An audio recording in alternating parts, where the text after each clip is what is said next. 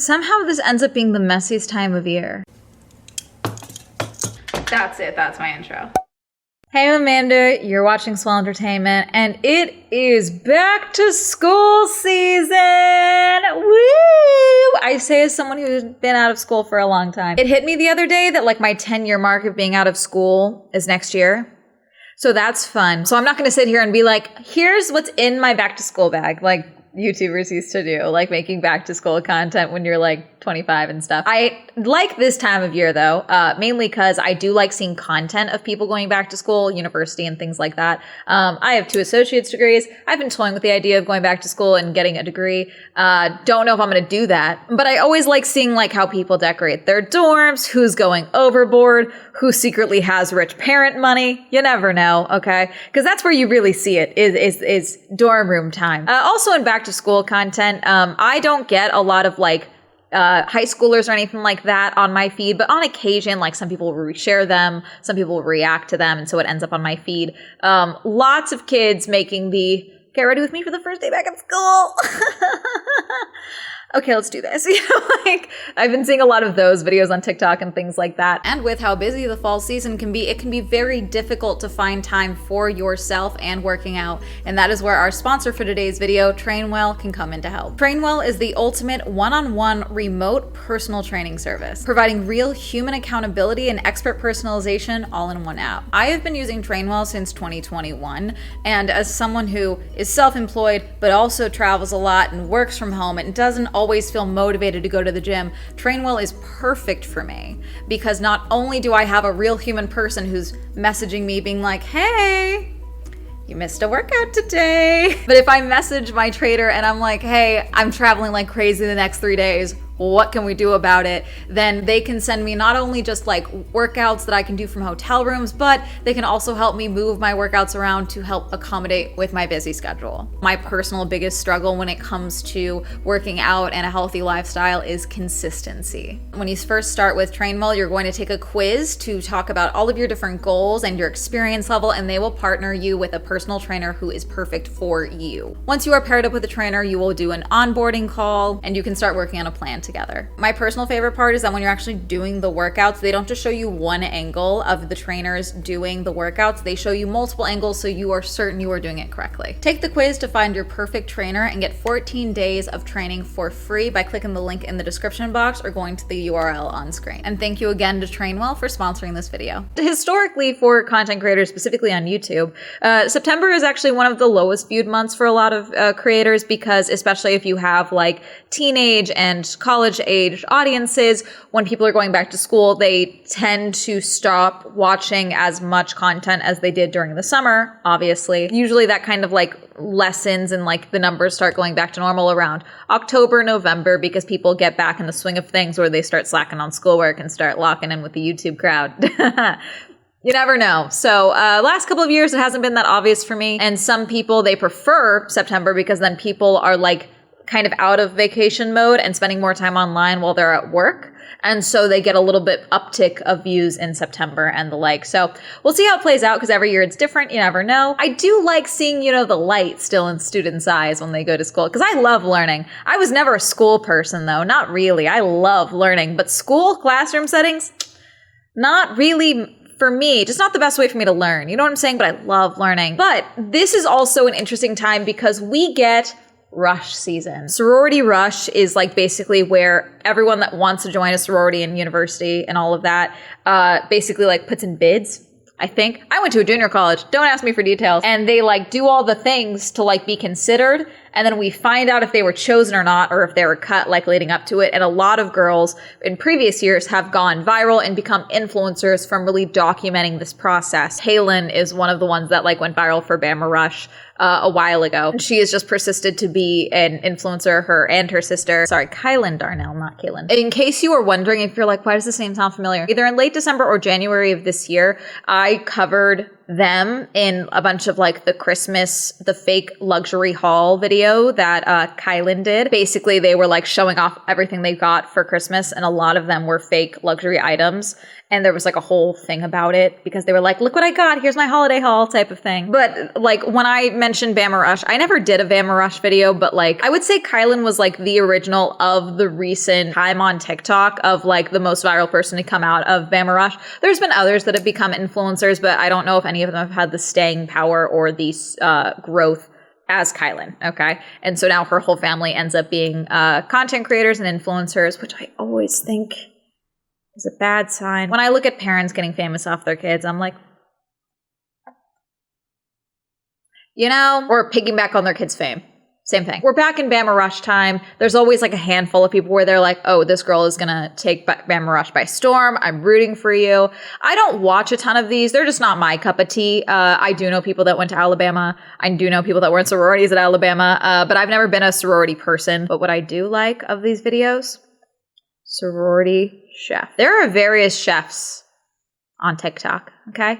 Different types of chefs. I also like galley kitchen chefs, like chefs on charter yachts and things like that. Private chef in the Hamptons. That was a big deal during the summertime, always. Okay, I am well documented as a fan of Wishbone Kitchen. However, now that we're back in the school year, we're back into sorority and frat house chef territory. And it's so funny. This is one of the funnier parts of the back to school season, because there's always been discussion about like how girls are doing in school, how boys are doing in school, and like job markets and all these other things. And then you look at the differences between sorority and frat life. I feel like a lot of sororities, it's really well documented, or at least individual chapters will document it. Like, oh, if you're part of the sorority, like your chances of getting better opportunities and things like that is actually like well documented for alumni and things like that. I don't know if frats can hold on to that same type of data or anything like that. I personally don't know, but also I'm a girl, so obviously I'm going to be served more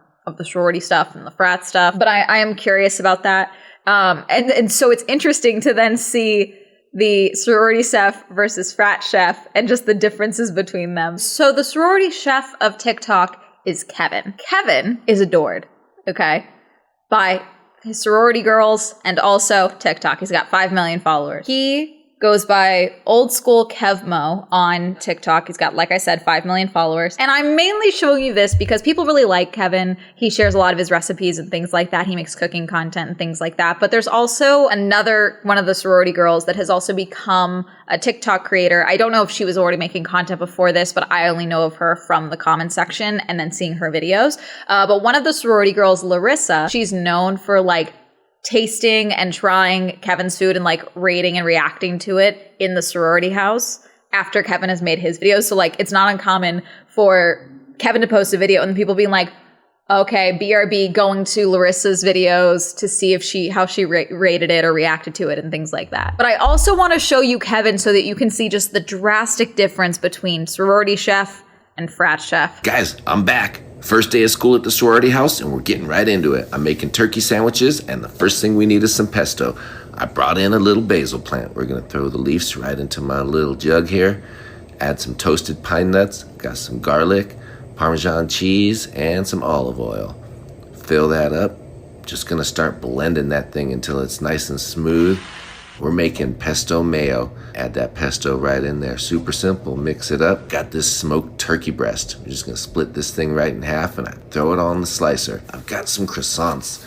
I'm gonna break those open in half and look at that. Guess who gets the first sandwich of the year? Guys, it's Larissa, and we're ready to rock the year out. What a treat. Larissa also goes by Larissa Caliana, okay? And she's got almost 800,000 followers on TikTok. But honestly, for me, the funniest part when I saw this video, because I don't follow any of these guys, okay? I just like seeing what pops up on my feed from time to time. Kevin's videos hit my feed a lot.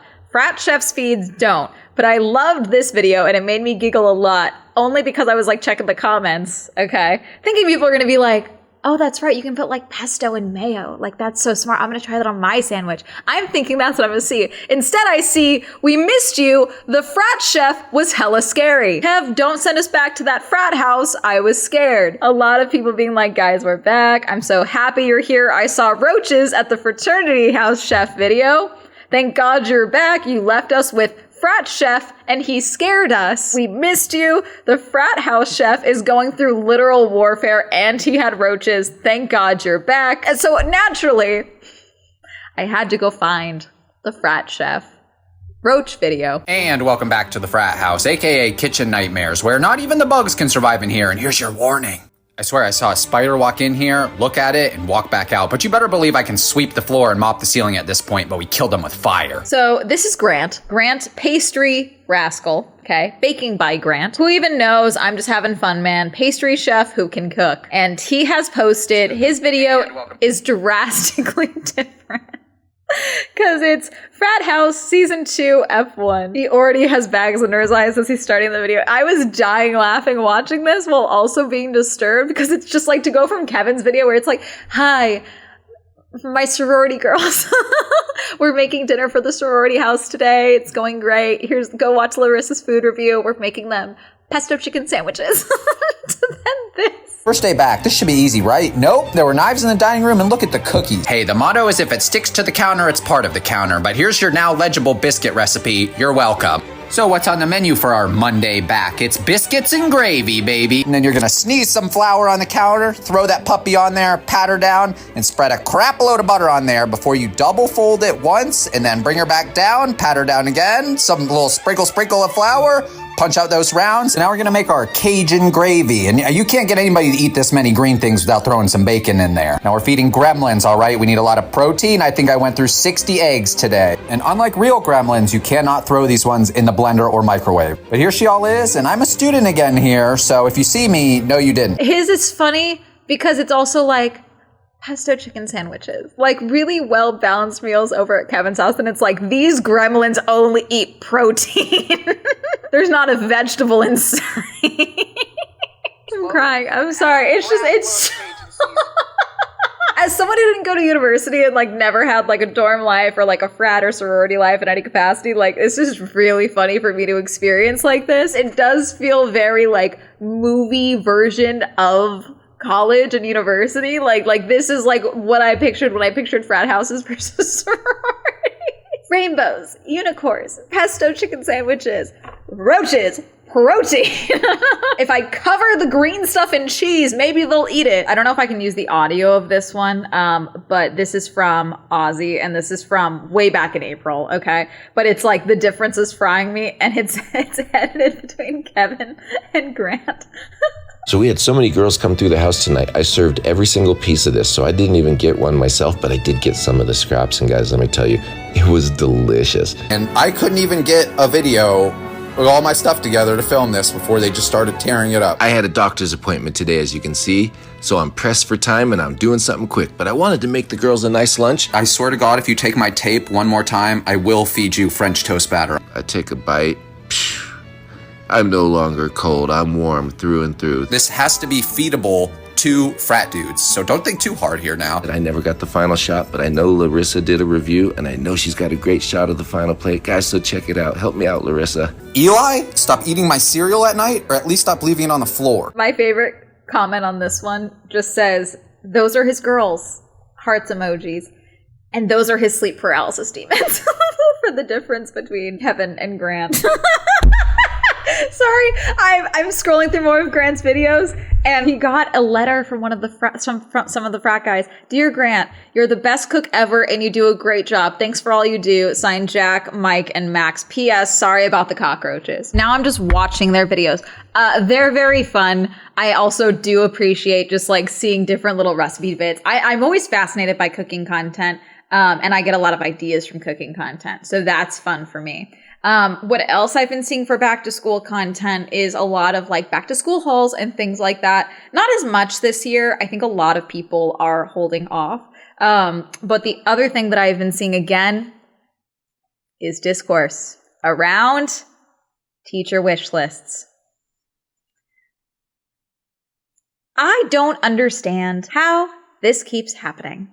I don't understand that discourse that was happening when I was 7 is happening when I'm 27. What happened to that progress that like, you know, everyone's like freaking out about all the time, you know? Like, I just don't get it. Because what do you mean teachers are still paying out of pocket for like school supplies and things like that. That's crazy to me. And also, side note, I don't care what your political party is right now. I don't care where you take this from. I am team teachers need to be paid more, and teachers should not be paying out of pocket to have materials from their own paychecks to have materials so that they can properly teach their students. That's my personal opinion. So we've been seeing a lot of insane videos from, it's a lot of parents, because I'm sorry, I am of the opinion where it's like, if I had children in school and they were like, okay, hey, here's what you need, I'd be like, of course. I saw this a couple of years ago, so I don't know who this person was, but it was a parent talking about seeing other parents complain about teacher wish lists. And she was like, they're going to take my kids for 8 hours a day. I'll give them anything. You want some extra crayons? You want some tissue boxes? I'll get you a large pack. I'll get you a gift card to Sephora. I don't care. Take my kids, and so that's always like the rhetoric that I'm like, yeah, that makes sense to me. You're trusting this teacher to teach your kids. It makes sense to me to be like, yes, let's make sure that the kids have everything they have to take as much pressure off the teachers as possible so the teachers can properly teach the kids. Is that not the basic understanding? That video in particular is from a few years ago. I don't know if I can still find it. The videos that I'm talking about now are current. I've gone back and forth on including them because some of them do include identifiable information about said students and about the schools in which they go to. And so I think I've decided not to do that. So those are not going to be included. But there's been a couple of parents that I see not understand where it's like, oh yeah, we need let's say 4 packs of crayons, and not understanding that those 4 packs of crayons are not just for the classroom, but also so your student, because sometimes kids eat crayons or break them or lose them or forget them. There's more at the classroom, so everyone always has their crayons, not just crayons, or the communal crayons, so no one's fighting over who is the good crayons and things like that. You know what I'm saying? There's a level of community that happens in a classroom that is very important for development. And sometimes you got to give a few extra packs of crayons for said community. Also, the other thing that I never understood arguments are people being like, why am I buying you hand sanitizer for the classroom? Do you want your kids getting sick at school? I don't, little things like that. I'm just like, what? A lot of this just seems like common sense. And I get it. Everyone has different income levels. There's a lot of parents all over the place, again, with all different varying income levels. And I'm not talking about that where it's like, hey, I don't have the funds to buy X amount of this. What can I do? And communicating that and things like that. That's one thing. I know that can be embarrassing, but that's one thing. But I'm assuming those same people are not the ones going on TikTok and being like, how dare this teacher ask for a 5-pack box of tissues? I'm assuming those are 2 different people than the parents that are like, hi, I have 3 kids. We don't have a lot of disposable income. I can do X, Y, and Z for my kids, school supplies. I went to public school, so quite a few schools have programs or resources for, materials and things like that for the classroom. But schools are all over the place, and also public schools are getting a lot of funding messed with because of the current administration. But also in current day, a lot of teachers are quitting. And it's really concerning. There's a variety of reasons. A lot of it is stress. A lot of it is funds. I've seen a lot of instances of people just expecting that teachers are also raising their children and not just educating them. And I mentioned about the community building and structures and things like that within a school and within a classroom. But that's one thing. That's a part of adolescent development. It's a different thing to expect a teacher to potty train your child. Teach them how to tie their shoes when they are in the 1st grade. I just think those are different things. So this is from Patience Zena, and it's why no one wants to teach this new generation. It's a longer video. I think it's really well done, so I will have it linked down below. But she talked about a lot of different TikToks and things like that of teachers literally saying this is my first year teaching and it's going to be my last, or I am officially retiring and I don't know how the next group of teachers is going to handle this generation and things like that. And just seeing the reliance on screens and the almost addiction to screens that we're seeing in a lot of younger Gen Alpha or is it still Gen Z at this age group? I'm not entirely sure, frankly. But it's just the over-reliance on technology in the younger generation, and they don't know how to read, don't know how to flip through a book. It's been a few years now that I've seen videos of babies walking up to a TV and trying to swipe it, because they're used to the iPad. I don't know why I didn't think that that would also be the same when it came to books. This video is all over the place because it's like, haha, frat chef, look at the suffering. And then teachers are stressed, and also kids don't know how books work. But I love back to school time. I chose not to make this an AI video because I also could be stressed out about students using AI, professors using AI, teachers using AI, and I'm choosing not to do that because I have talked about AI way too much lately, and I don't want to make another AI video currently. But my goodness, the screen reliance we're seeing on younger people. Both my parents are the babies in my family, so a lot of my cousins already have kids, and a lot of them are very strict about screen time. Understandably. Frankly, I think if you have a kid tomorrow, like, your kid's going to be a genius if you just, like, don't give them a screen for, like, 3 years, you know? And I understand in the modern day, that's easier said than done. Whenever I talk about that, like, oh, my kids are getting, you know, coloring books and crayons, if I ever decide to have kids, the amount of parents that jump into my comment section and they're like, I was the same way and then I had kids. And it's like, okay, I'm not going to argue with you. You have children. You have your experience. That's your experience. But also, I don't know. I'm also very fortunate in that currently I am self-employed. If I had a kid tomorrow, there's a lot of things that I would do differently and it would experience differently as either a single mother or just as someone that works from home that has the ability to do different things. You know, like, that's just, everyone's experience is different. Everyone has different tolerances for things. And I'm not going to sit here and, like, shame parents, but I'm just saying that there is across the board an over-reliance on technology that we're seeing, and it is seemingly negatively impacting children, and therefore it is negatively impacting the school system, and therefore negatively impacting teachers, or it's negatively impacting teachers to then the school system and things like that. There's been a lot of talk of basically education is going to get more privatized, at least how we're seeing things devolve with the current administration again. But a lot of people are back in school. There's a lot of talk on, I didn't even go into student loans or anything like that in this video because I'm like, I think this is going to be, I'm just all over the place, but I just wanted to be like, yay, school's back in session. God, it's like I'm giving myself whiplash. Like, because I was just like, I like back to school content. I think it's fun.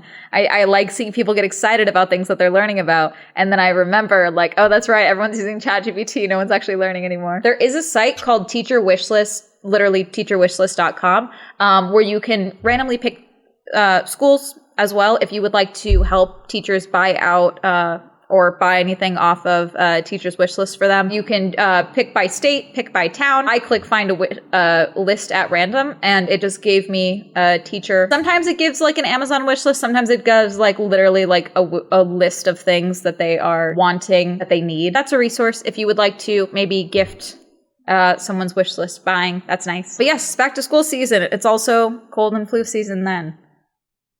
Hand sanitizer, wash your hands. But yeah, I saw a teacher's video that was like, hi, please, before your child starts daycare, elementary school, kindergarten, please call them by their government name, because we have kids coming to class that don't know their name and they only know the nickname you've been calling them by, and they don't know how to respond to their actual name. That's something I never even considered, that like a child wouldn't know their name because they're like going by Peanut or something at home, you know? Like I never even considered that. And it's like, that's crazy. That's something fascinating. I hope people share what they're learning and not teachers upset because parents are expecting them to parent their kids. I was really hoping this was going to be like a really funny, positive video, and then this is where we're at. Education is important. Please go to school. That's going to be it. Have you been seeing back to school content? Do you like seeing? I was like so upbeat at the start of this video. I'm going to go back to school just to make fun back to school content. That's going to be it. Are you going back to school? Are you in college? Are you in high school? Are you working? Are you sending your kids to school for the first time? Are you a teacher? I would say link your wish list, but we don't allow links in the comment sections. I would encourage you to check out, maybe adopt a wish list, support a teacher if you are so inclined and you'd like to do something nice. I think that's a good time, because I'm just of the opinion that, like, I don't know, I want to grow up in a world where not everyone is stupid. You know, like I want people to be functioning members of society and be able to get through school and things like that. You know what I'm saying? Anyways, that's going to be it. Reminder, I stream on Twitch. Reminder that Swell Entertainment is available on Spotify. Reminder, check out Girly Pop Go if you'd like to see car and motorsport content. Shout out to my channel members. If you'd like to see more from channel memberships, you can go and click join down below. Like to follow me on all social media. That'll be all up here, and that's been a lovely day. Goodbye. Okay.